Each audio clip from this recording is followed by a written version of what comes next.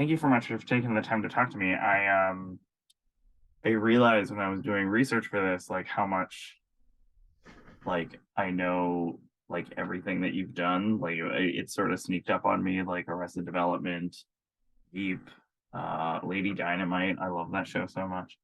Uh, so thank you for taking the time to speak with me. Um, Thank you. congratu- Congratulations on the nomination. I think this is a great nomination. I think this movie is I think it's really good, and I think it's sort of the rare occasion where it takes people that we love and we are so familiar with, and it exposes a lot, but it also retains that sort of love that we have for them. So I've seen the movie a couple of times now. Great. Um, I Me guess the too. first, yeah, No, yeah, no, uh, I think it's more than most people expect, and everyone really loves it when they see it. Besides the fact that everyone loves Lucille and I love Lucy and the mhm. show, but I think when people see it, it's definitely got other layers. Sorry, I didn't mean to cut you off there. Oh no, it's okay. And I think that having somebody like Amy direct it, you can tell how much love she has for Lucille Ball and Desi Arnaz, and how much she clearly respects her and wants to sort of pay homage to a legend. So that's really great too. Um, I guess when you think of Lucille Ball and Desi Arnaz, I guess musically, what is the first thing that you personally think of? Well, I first thought, oh, I get to do a Cuban score, and I even before someone told me, no, you don't, I realized that wasn't going to happen. But, but I have done a lot of Cuban music, well, just like all composers, we dabble in other, genres and nationalities and types of music. I would stay away from calling it authentic. I know real great Cuban musicians, and they grow up, and it's a religion there. It's literally a Mhm. religion, and all those Cuban rhythms come from dances, and it's very different than just trying to sound like that. But that wasn't what it was. So I really didn't know. I was just so excited by the idea of the movie Mhm. and the fact that Amy was directing it. And Amy is perfect. That she's done a lot of the things that Lucy's done in her career. She Mhm. has her own shows. She's produced. She's directed. Mhm. She's a writer. So you know, after I started to see I wrote themes before I saw anything, just Okay. because no one was getting me film, so I like to go ahead because while my mind is working in that way. As soon as I got off the phone, ideas came into my mind. And when we finally met Amy at we had one meeting. It was pandemic, and it was cut in half by the fact that the elevator didn't work to the building. So we had an hour meeting instead of like a 3 hour meeting. So, but she had listened to the themes I had sent her over. She liked them, but I could tell there's liking, and then like this is settled. I knew it wasn't settled, so I kept on sort of saying like, well, what more would you like? What more? And Uh-huh. she was hearing more of the tension than I was, and Mm. she really wanted to play that part, knowing that the comedy was going to preserve, just from Lucy and Desi and the shows, and and a tiny bit of the music we let the comedy come in, but most of the time, the music was the more, playing the more serious parts of the movie, and That's right. I strongly, because the temp was great, but it was like every type of music in the world, and I felt like this really needed a unified thematic score, and Mhm. that's really what I set out to do, and I'm happy with it, really happy with it, and having the fact that it was all played by a small orchestra really helped, rather than having different, and I do shows where every cue can be a different.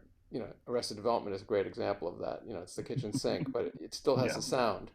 Um, Whereas The Good Place had one sound, and I love that. I hadn't done a show like that in a while. I actually had come from Mhm. Lady Dynamite, which you just mentioned, and Lady Dynamite was just really crazy, and so um, when the producers and Mike Scherer started to describe, we started to work together on the music, it became clear to me that this could have a sound that went throughout the series, and of course it changes.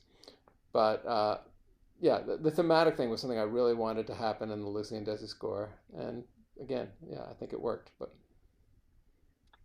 Yeah, sort of the dramatic moments that you mentioned. I watched the movie a couple of times, and then I listened to the score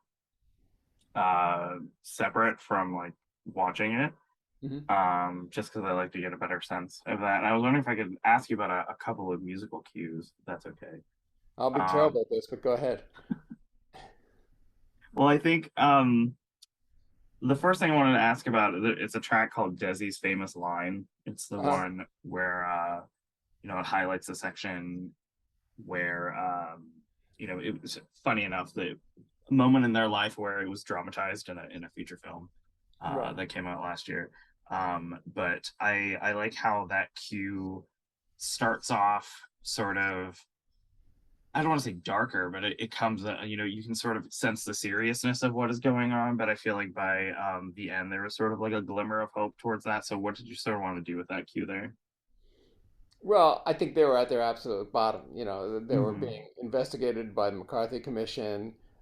Business things were going wrong. Their marriage was already kind of weird. And I'm trying to remember Desi's famous line, which was like, Lucy's not a communist. The only thing about Lucy that's red is her hair, and I'm not so Right. sure about that. Was that Yeah. paraphrase the line? Yeah.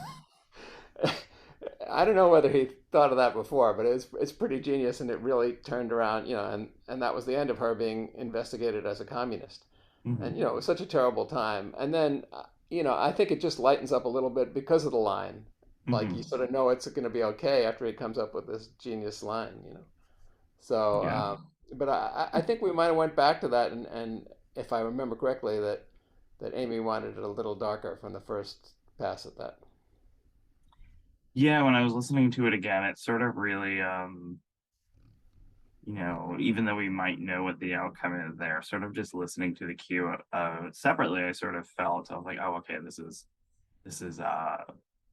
it sort of does hint at the darkness and sort of the terrible, like paranoid sort of time that, people in Hollywood were going through, or a lot of people were going through. Um, you sort of touched upon something else that I wanted to ask about. I'm not sure if I wrote down a specific uh, cue necessarily, but I think a really lovely thing that the movie touches upon is how Desi longed for home, and he really missed, um, aspects of living in Cuba. And I was curious, sort of, how you wanted to express that. There's a section that I think it might be in the one of the tracks called like Refugee. There's a really beautiful piano work in there. How Mhm. did you want to sort of support the emotional weight of that sort of revelation that some people might not know about? I just think his soulfulness and his loneliness at that point when he talks about Cuba, that he's divorced from his homeland and parts of Mm-hmm. his family, and the least that I could do, I just thought solo piano worked really well. I could have picked a Cuban instrument, the cuatro or the tres, or Mm-hmm. but I felt that would just make it less authentic, coming from me. So I just wanted that theme, and it just started to work in those places, and. Yeah, and I did something to the piano sound to make it like not a lot of highs, not a lot of lows, just a sort of Mm-hmm. felt piano kind of sound, which I think really just worked, and the notes worked with him. But I love those parts too, and you can just feel the pull of Cuba. And he was, taken away from his home and had to leave, and it's Mm-hmm. interesting, you know. Yeah, I mean, something that I think the movie does so well is I mean, the movie's not just called Lucy, it's Lucy and Desi. I feel like a lot of times when people talk about I Love Lucy, they obviously focus on Lucille Ball because it's Lucille Ball. But I feel like I watched I Love Lucy ever since I was like a little kid. I think I had like a huge crush on Desi Arnaz when I was younger. So like sort of um I don't know, that whole section I thought was very heartfelt, and I feel like the music does something really simple there, but it's also very beautiful to support like this sort of emotional longing that I feel like we never really get to see expressed with Disney Arnaz. So I thought that's a really lovely section. Um, I, I I think it's a good question, and it's also a good statement. I love what you're saying, and that's what I started to feel when I started working on it. This is not just the Lucy story; it's the story of Lucy and Desi, an mhm, incredible love story that goes on past their split up and their divorce, and they're still in love to the end of their lives, even though they've mhm, successfully married other people. mhm, And they were true partners in business and in entertainment, and he always put her first, certainly mhm, to the public and to the press. And I think that's beautiful the way he did. and she was the star, and he was happy to be in the background, even though he was quite a star himself as a musician and Yeah. a band leader. Yeah, and like you, like me, everybody sort of grew up with them, and you might have in your early youth gone through a period of Lucy and Desi, and you might have watched it again with your friends in college or later on. Hmm. It's something that people keep coming back to, and Mm. so I think Mm. that's a challenge. Everyone feels they know them. We don't want to take that away, Yeah. but we want to show the other facets too. Yeah. Sort of seeing there's like a section of the movie where we see him playing the forgive me, I don't know the name of the instrument, where he's just relentlessly hitting it. And it's just sort of like it sort of really took me back of when I was younger and I've never seen anyone Yeah. play that instrument before, and it was like on television in this funny show, and it sort of was like a sort of sort of like a weird sense memory sort of thing. So anytime I think of Lucy and Desi, I always think of banging on a drum. Well, Um, he's a very showy kunga player. So yeah. it's kungas and bongos, and you don't see that kind of kunga that standing up the big long one, Hmm. on stands that way, or he sometimes had it strapped around him, Hmm. and he was a showman. I mean, if the kunga player on the score is a great Cuban kunga player, and Luis Conte, one of my favorite musicians. But he's playing close to the drum. His Yeah. hands are beautiful, but he's not. Doing that thing, which is a great showman thing, and you'll see certain drummers who play with that kind of visual, and other Hmm. drummers who stay close to the kit and are more efficient. Yeah. Okay. You sort of just mentioned something that I did want to ask about when it's sort of weird. Like I do feel like I knew they didn't stay together forever. But I know that they married different people after their marriage was over. I was curious from like a musical standpoint, did you sort of want to change up the sound of something after that section of the love story is over? I say section of the love story because it's obviously a love story that endured until they've, passed. Um, yeah. I guess subconsciously, everything I do is subconscious. So I think like, what am I trying to do with this character to make you feel this? I've just never done it that way, and it's Mhm. probably a better way to do it. I sort of write first thing that comes out of my mind, usually the first thing that works. I'll either think it in my head or I'll sit down at the piano and some notes come out and that works. Mhm. And I'll kind of mostly finish it or half finish it, and then I'll look back and I'm saying, well, what is this saying? Mhm. That's a more common workflow for me. Mhm. Like, and oh well, yeah, I made this too dark, and like I got to back this off a little bit, or let's try something else because this is not working. So I'm not Mhm. so intellectual about the process when I start. It's better for me to feel it musically and then see what's working, what's not, if that makes sense. No, I get that. I feel like a lot of music is so like, you know, not synonymous, but it's so like tapped into how we feel about something. And I actually I like how you put that. It's sort of something that you do have to feel, especially because we are talking about a love story. So um I do feel like I wondered when I was going to listen to it back, like separate from watching it. I was like, is it going to feel immediately different after they're divorced? Is the music going to sound totally different? But no, there's it's so seamless in telling this whole overarching story. Okay. In terms of, I'm gonna say like old Hollywood, but I want you mentioned, a small batch of musicians. When you do something like this where it's about a very specific moment in time, where television is really um, coming into its own, do you sort of try to um, I don't say match up certain types of instruments, or like what is like the first instinct in terms of like sound? Like, did you want to go for something small and romantic? I'm just curious about like assembling musicians to create a particular sound at the Well, time period. I guess there are two fine lines I was always thinking about while writing this. One Okay. is dark versus light, or funny versus tension. And the other Mm-hmm. was modern versus, going back to those eras. And I wanted those eras to feel a little bit in the score, but both Amy and I wanted a modern score that could play for something Mm-hmm. now. And so I think not so much in the orchestration, but in the harmony, sometimes it recalls the 30s or the 40s. Hmm. If it started to go too far that way, I backed off it. I only have, that rumba cue where they meet is me, but there wasn't a lot of me playing the Latin stuff. Some of that was Hmm. existing Cuban material in the movie, which is great. And so very often I would go more down that path, but the idea of this orchestral score, which is one of the first, I was hired by a great producer who's hired me for a lot of things, Morgan Sackett, and he said they want an orchestral score, and composers go like, oh, how can I do that? Like on a doc budget and that kind of thing. And it Hmm. worked out. And I think I had 40, 41 players total. Oh, wow. Most at the same time on a scoring stage. A couple of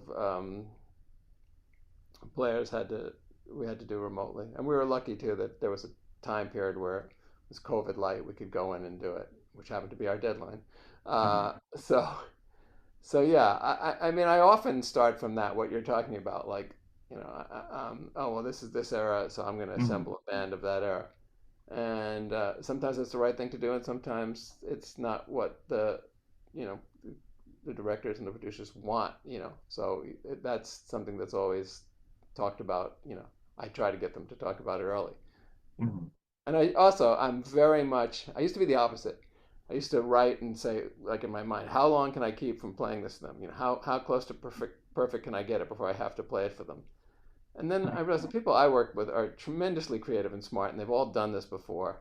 And they Yeah. can even hear a MIDI clarinet and go like, yeah, this is like great, or this is like the wrong kind of thing. But so so as soon as I finish a piece, I try to send it off to whoever I'm Hmm. working with, and that helps because they start to get used to it. You have a conversation going. I can tell by their comments on the first three cues what their comments on the next three might be. You Hmm. just start to learn. On a series, it's a little different because you're working with people over the years and you get to know each other and what they like and what they don't like, and that can still be surprised. Yeah. I mean, um, someone like a Mitch Hurwitz from Arrested Development or a Michael Schur from The Good Place. Uh, you know, have really incredible taste and ideas, and so they'll always come up with stuff that will surprise you, I think, and they're just great collaborators.